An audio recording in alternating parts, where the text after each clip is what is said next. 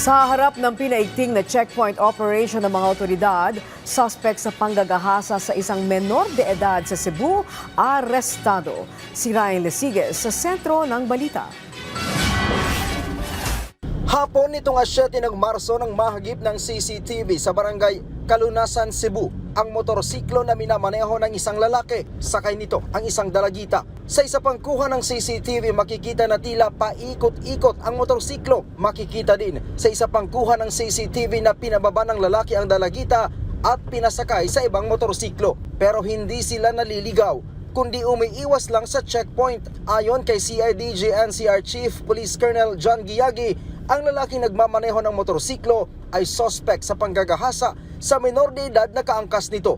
Ihahatid na sana ng lalaki ang biktima pagkatapos gawan ng kahalayan at sa katatakas papalayo sa lugar. Pagka-uwi ng bata, dito na ito humingi ng saklolo matapos makaramdam ng pananakit sa pribadong bahagi ng kanyang katawan. Lumalabas sa inisyal na investigasyon na magkapitbahay ang biktima at ang 37 taong gulang na suspect. Palagi umanong binibigyan ng pera ng suspect ang biktima hanggang sa nahulog ito sa kanyang bitag. This is a classic example, no, sa mga magulang natin to watch out for our kids. Imagine 11 years old at ngayon nasa ospital because of what happened.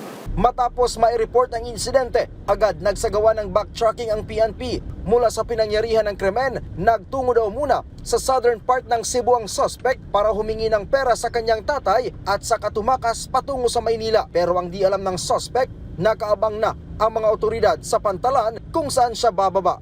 With the coordination sa Coast Guard at sa nakita doon sa passenger manifest niya na meron siyang travel from Bacolod to Manila sa Pier 4. So inunahan itong mga Cebu City Police in relation sa CIDG dito sa atin.